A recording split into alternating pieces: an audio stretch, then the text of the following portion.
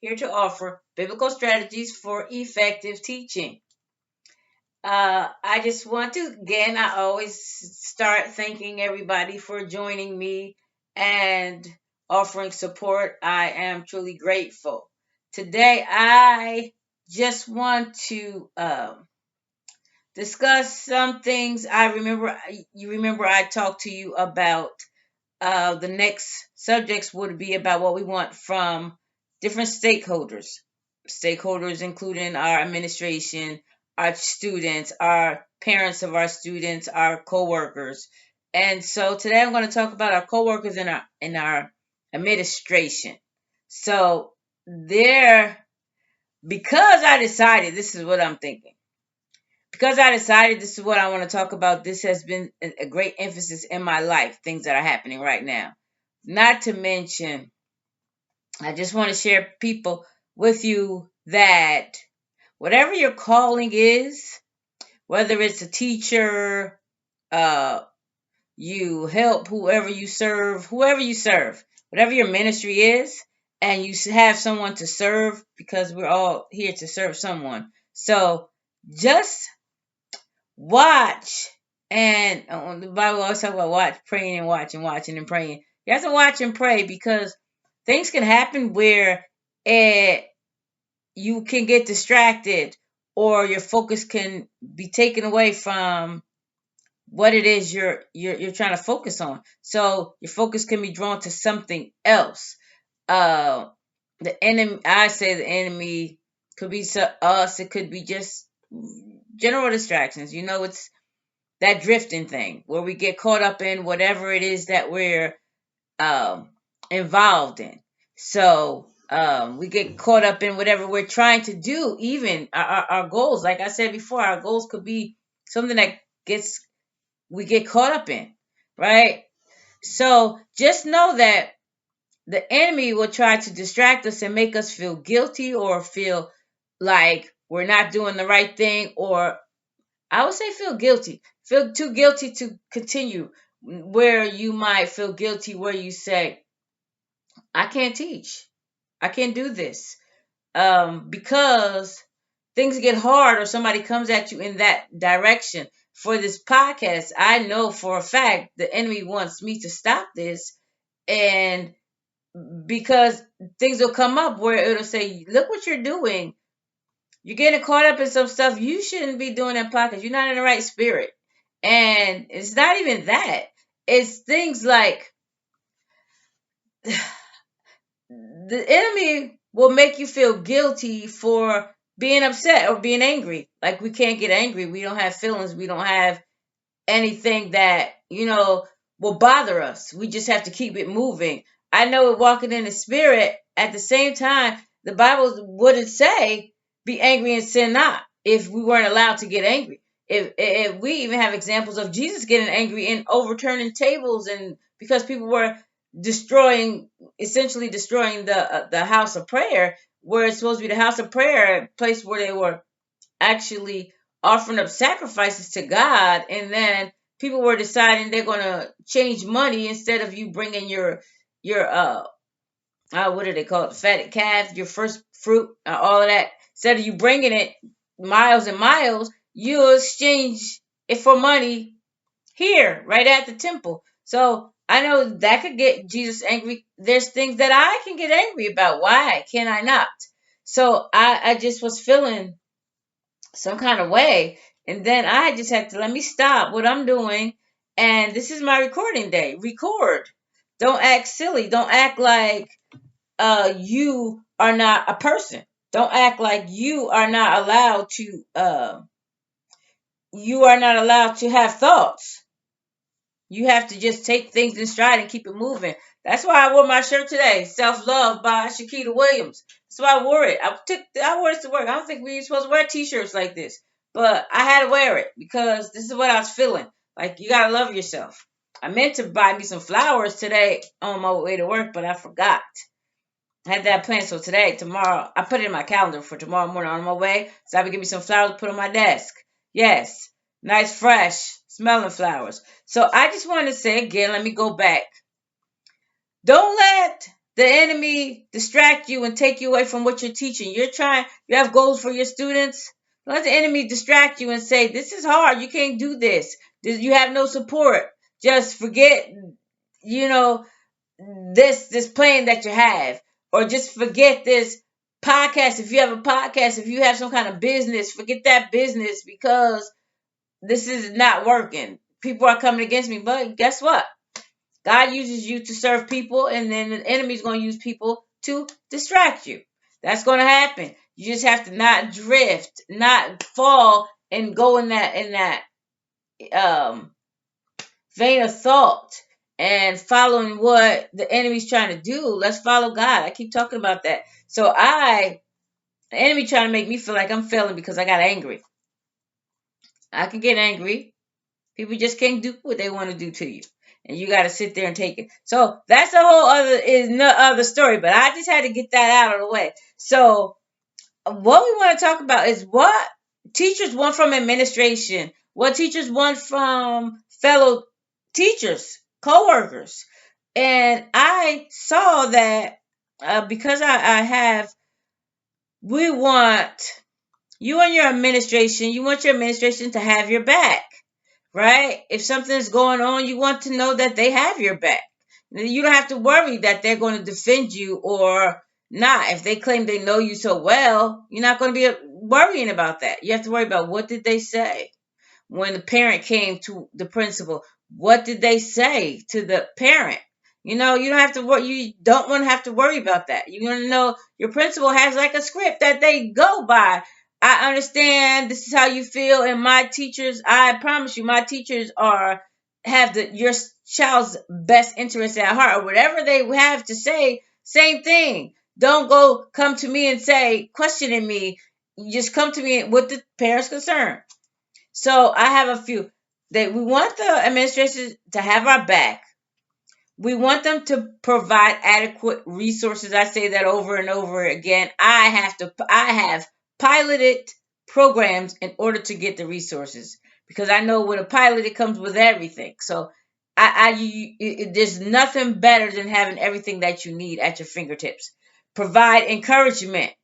When you're feeling like this is tough, I'm tired or whatever, you want your administration to come in and provide encouragement. I don't care what kind of encouragement.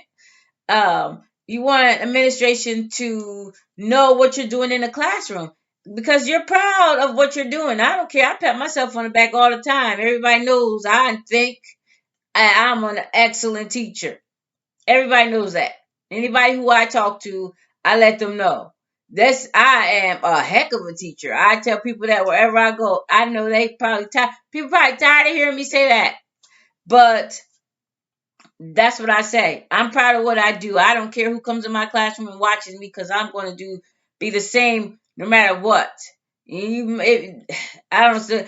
If you catch me on a bad day, I don't know. You might. You might be a day I don't feel like it, but that's very rare. So, and communicate. We want our administration to communicate clear expectations. Tell me what you want, right? Clearly. Don't beat around the bush. I tell people, don't beat around the bush because I'm going to act like I don't know what you're talking about. Clearly, tell me what it is you want to, you're trying to say. And we want other teachers to, I want to get into it more. I just want to go down the list. You want other teachers to be professional. I don't need, just leave that. Collaborate. It's so good to share with other teachers and collaborate. Get together and say, this is what we're working on. We're the second grade, third grade teachers. Let's collaborate. Let's discuss what it is we're doing and see if we can make this lesson or this unit better because we put our heads together. Be supportive of our fellow teachers. If a teacher is going through something or having a great achievement, support that. Be there for a teacher. Say, I'm so proud of you, or I know this is tough. Let's see what I can do, or just know that I'm here. And to be unified, one front. That's why we have unions, because we want our unions to, everybody in the union to represent one. be one. That's why it's called a union. We're all together, and we want to have that unified front. When one teacher is suffering through something that's not appropriate or against policy, or it appears to be against policy, everybody should be able to stand with that teacher. And we want to be able to respect the differences, because everybody has their own teaching style. I was talking to someone about something with another teacher, and they were under the impression I was talking about teaching style. It wasn't about teaching style. It just was something different. But we want to have people who are there supporting us and offering suggestions, offering advice. So I want to give them scriptures, and the scriptures are so funny, because scriptures were to me about what we want our administration to do, what we want our coworkers to do, but all the scripture pointed back right here, every single one pointing right back to me. And I know you'll find the same thing if you decide to say, okay, I want to look in the scripture and see what the Bible talks about collaboration, what the Bible talks about. Let me go back real fast, about communication, right? So all of it pointed right back here. Like, it's crazy how I'm trying to see. This is what I want my administration to do. What you want from someone else is what you have to be. That's what it's saying to me. What I want somebody to be for me is what I have to be. And the Bible doesn't talk about trying, it talks about being. That's why I heard somebody say, we are human beings, not human doings. So we have to be this. We have to be great communicators. Great communicators. Know this, my beloved brethren, let every person be quick to hear, slow to speak, slow to anger. Talking to me. Talking to me. I was trying to be slow to anger. I let the slow to anger, but I decided still to get that anger. I should have slow to anger and think about it. Slow to speak, quick to hear. So here I am, admitting, being transparent. This is what it is. James 1:19 says that. Know this, my beloved brothers, let every person be quick to hear. So listen. Don't be so anxious to say, what did you say? Listen. Take a minute. If somebody does say something wrong and you have to be quick to hear it, don't speak about it. Take your time. Go ponder it and then come back. And then be slow to anger. Don't be so easy to get angry. Be so easy to get angry. Here's another. Ephesians 4:29. Let no corrupt talk come out of your mouth, but only such as is good for building up, as fits the occasion, that it may give grace to those who hear. You know how you get upset with people and then you go talk to somebody about it? This is what happens to me. It says only such as is good for building up. That's like edifying, to make things better. To build things up in the knowledge of God, just to make things better. And it gives grace. So you are talking about what's bad that's happening. You keep on talking about it. You're not building up what's good. You're not using your words for good to build up. You're actually tearing down. And then the grace, like, okay, the person could or could not be that. Or even if they are that, you still offer that extra grace. Like, I'll give them that. They don't have the same upbringing, or God is not working on their mind or their mindset or whatever, because it essentially goes back to them. Let them do what they do, and then give them grace to say, okay, I'm not going to trip. I'm not going to do this, because I'm just going to speak what's edifying. If I don't speak what's edifying, I'm not going back. And this is what I was doing for the past few days. I mean, Tuesday, Wednesday, Thursday, Friday, Saturday, not Sunday, Monday, today. I was letting things build up and build up, talking. The more I talked about what was going on, the angrier I got. Then when I relaxed and said, okay, well, I am so good. I have a plan. I am so good. Then I heard something else. Then I heard something else. And then it added to that. It wasn't even about me, but it was pertaining to. And then I was getting angry again. I'm like, this is nonsense. This is ridiculous. I don't get it. Like, why do people have to act this way? So then I upset again. Like, so the Bible talks about a soft answer turns away wrath, but a harsh word stirs up anger. So the more I talked about it, the harsher I got. Period. That's what it was. And I got angry all over again. I was angry because I was thinking like, this is crazy. This doesn't make sense. We are not. Um, I'm not walking in this. I'm not accepting this. I don't care. Um, who? Look at this. Look at this. I'm talking. I'm talking about myself. Well, I need to zip it. Where God says, stop talking. Stop talking. People said, don't mention it again. Keep that to yourself, right? Something else, but it's about it, right? I still didn't do it. I still didn't do it. I got upset and I picked up the phone. Hey, God is working on me. And so the Psalms 141:3 says, set a guard, O Lord, over my mouth.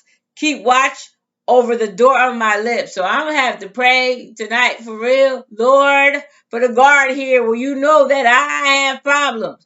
I don't want to profess these problems. Lord, I'm gonna give that to you, right? I have a problem. I'm gonna walk in the spirit, right? So guard my mouth, Lord. Put a guard. And a guard is he will say something in our ears. Stop it. That's enough. Don't say that. Keep watch over the door of my lips. That's something we need to know. Colossians 4:6. Let your speech always be gracious, seasoned with salt, so that you may know how you ought to answer each person. So if you're always speaking with seasoning with grace, speaking, you'll know how to answer somebody. It won't even come out wrong because you already have this practice.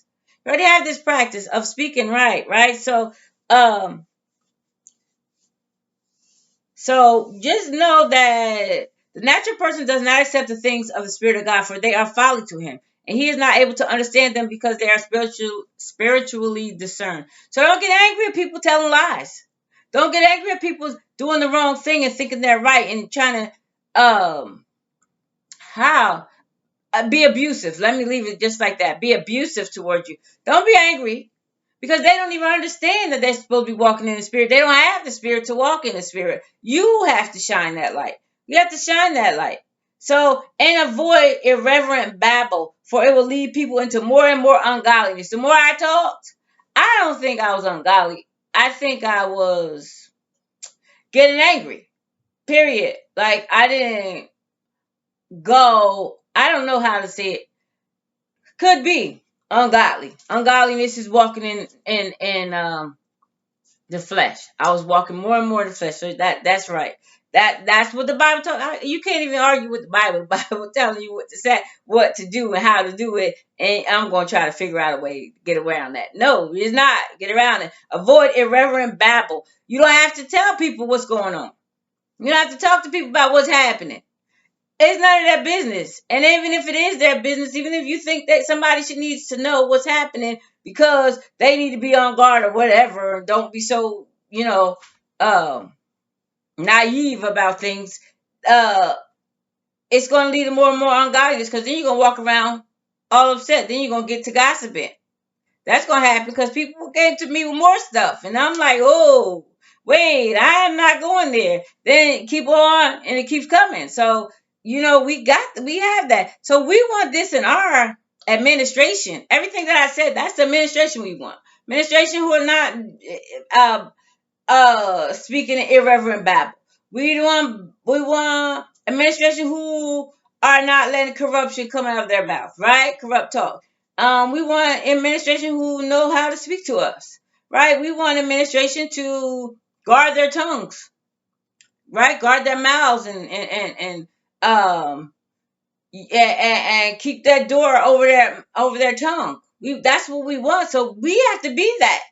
We have to be that. And I'm learning. I learned just now, just today, when I started looking at this, because I was upset. I'm not doing a show. I'm not going to record today because I had to leave. I had to feel like, let me get that out of me. And then God is like, I'm there. So what are you talking about? That's just the enemy on the outside trying to make you feel like you're not right on the inside. You pray, get yourself together, and get your mind right, and do what I say. If you have this podcast, do it. You say you serving teachers, do it. What? We're all people. We're all people. People know people. Like, what else you gonna be? But you have to walk in the spirit, and the spirit is telling you, you made a commitment, you keep on doing that. You don't just decide, I'm not good enough today because I've been talking too much. I'm not good enough today, but your righteousness is gonna be, is like filthy rags anyway. So if your righteousness is like filthy rags anyway, so how you think you could do a better job because of what? Nothing's gonna make you perfect. Nothing's gonna make me perfect. Nothing. Like, you go into school, just say you teaching a class. You teach a class, you might make a mistake, or it might not have went over well with the students. They might not grasp the ideas, the concepts. But guess what? You gonna quit? No, you're gonna go back in there tomorrow. You're gonna say, "Oh, I'm such a terrible teacher, I can't teach anymore." No, you're not. You're gonna go in there and you're gonna do your job the next day and the next day and the next day. Same thing with any other gift that God has given you. He gave me a gift to gab, and I had to learn how to guard my tongue because I'm doing too much talking. That's what I'm here to do. I'm gifted to talk. I've been gifted to talk since I was a kid. And I used to say things and know things that it just was, where did that come from? And then now I'm knowing that, yeah, now, and some people say, well, she never used to talk. I did talk, but I didn't talk to people I didn't know or I wasn't comfortable with. So now here I am with a gift to speak to people, and then I'm trying to allow the devil to take that voice. He's not going to do it. He's not going to do it. So here I am, educated with oil. I have the oil. I have the anointing. Now I don't care what anybody says. God has anointed me. This is going to break out. It's going to break out. I might not have that many followers now, but it's going to break out. I know it. It's going to break out. God is working on me. So by the time I get there where everybody's, where I'm out in the forefront, I'm going to be a better person.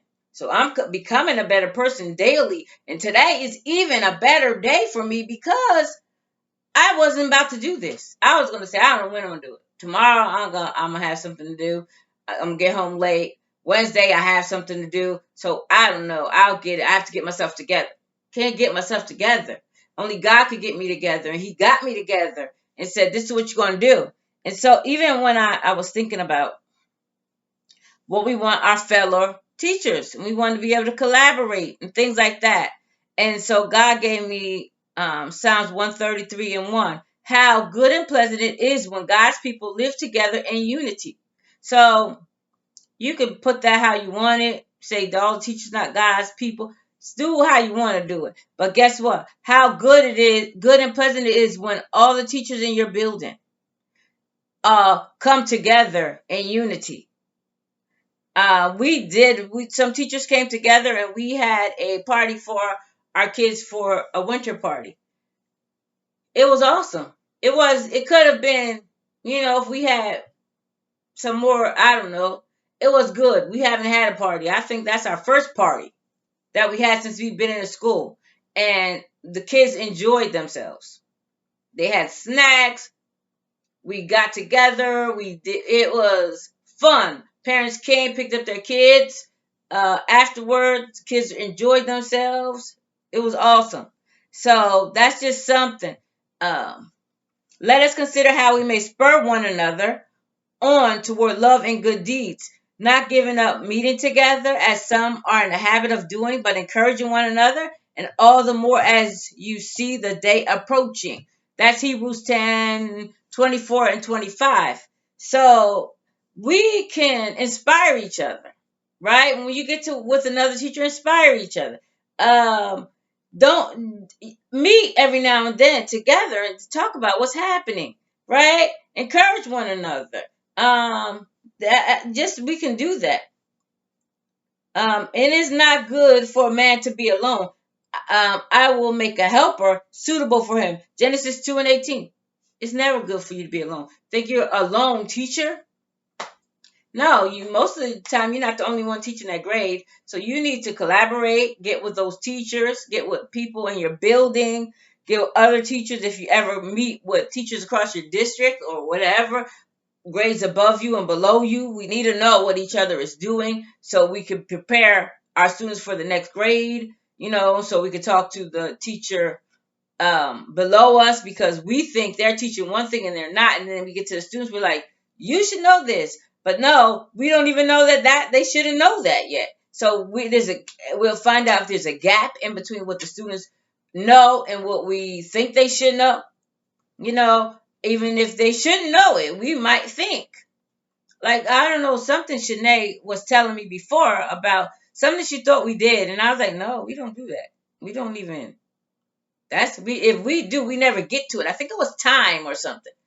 By the time we got to time, telling time on with the regular analog clock, we never made it to that section of our math. That's at the end in June somewhere. We never made it that far. So she thought we did. So she get there, and why don't these kids know how to tell time? At least 5 minutes. They don't know, but we didn't teach it. Students ask us. And from him, the whole body, joined and held together by every supporting ligament, grows and builds itself up in love as each part does its work. Ephesians 4:16. Um, so, we work together. The second grade teachers, we have we have a general ed, me, sheltered, and then we have the bilingual. So sheltered is ESL and bilingual, so they're all learning a second language. When we say we say bilingual, they're not even bilingual. Some of them don't even speak English. They're monolingual Spanish. And then put them with some bilingual, truly bilingual students, which they call ESL, who they will be general ed students who get ESL servicing. But I'm their teacher. And so we have that. So, and then we have the bilingual teacher and the general ed teacher. So I'm in the middle of them both. And then we need to come together and build a strong, united second grade, you know. So I'm learning some things. I'm saying some things. I'm learning that my mouth is powerful, and I need to tone it down. Not tone it down. Watch what I say to various people. Like I could say some things to you, but may not to you, right? So we have to be mindful of that, right? And then what is our mouth causing? Is it causing destruction or is it building up? It might cause uh, issues. I'm one of those people who notices things, and then I might end up saying it, and I shouldn't because this person didn't even see it, you know. And so we gotta watch what we do and what we say, and we want our fellow teachers to be the same. So if we want them to be that, watching their tongues, watching their mouths, and coming together, um, being co-workers in the service, right? Of this, for we are co-workers in God's service. You are God's field, God's building. So if we want that, and two are better than one because they have a good return for their labor. I can't go any farther than that, because when you have two people and you get together and collaborate, it's better than one. You're going to come up with better ideas. I even think about coming with to do a grade level project at the end of each unit. Will we discuss what the unit was all about, and look at the projects that come at the end of these units? They have math and they have literacy projects that we come to discuss, and we can end up with better ideas. Come together and talk about the science, and we come together with better ideas. So these are some things that will work to build us up, and which you should use whatever gift you have received to serve others as faithful stewards of God's grace in its various forms. That's First Peter 4 and 10. I want to leave, that's the last scripture that I want to talk about. And you need to use your gifts. You have a gift of teaching. If you're a teacher, I'm most likely you have a gift of teaching. Some people teach because somebody, they knew somebody. Mom taught, their sister taught, their aunts taught. Everybody in the family was a teacher. Daddy was a teacher, right? Grandma was a teacher. That doesn't make you a teacher because you might not like it. But if you are a gifted to teach, use that gift. Use it. Whatever you're gifted to. If you're gifted to be a speaker, use that gift because somebody needs it, right? Somebody needs it, and be faithful towards your gift. And I just want to wrap it up by saying what we want in our administration, what we want from our principals and from our coworkers, we have to be that. We must be that. You have to walk with oil. You have to walk in love. You have to watch your tongue. You have to speak with seasoning, right? Speak with soft answers. All of that. So again, just know that I'm here. Reach out to me. I will be excited when you reach out to me. Comment below. And just know that I'm here and I want to be able to even reach out to you, knowing that uh, we are co-laborers in this thing. We are co-laborers. We're teachers. If you're watching and you're a teacher, again, just send yourself some flowers. I saw somebody do that today. Send yourself some flowers. Buy some flowers. Stop at ShopRite on your way to work. Get yourself some flowers. ShopRite, Kroger, whatever stores you have. Uh, stop there and get yourself some flowers. Put them on your desk. That's my mission tomorrow morning. And, just know that take care of yourself. Again, like Shakita Williams, Self Love by Shakita Williams. I don't know, I'm advertising for her. But spend some time with some self love. People want us to love them, but guess what? You got to love yourself. Love yourself. Don't be hypocritical. Love everybody except yourself. So thank you again for joining me. I'm Ronette Branham, Educators with Oil. Thanks you for joining in. And again, tune in on YouTube, Facebook, and your favorite podcast platform. Thank you and have a good night.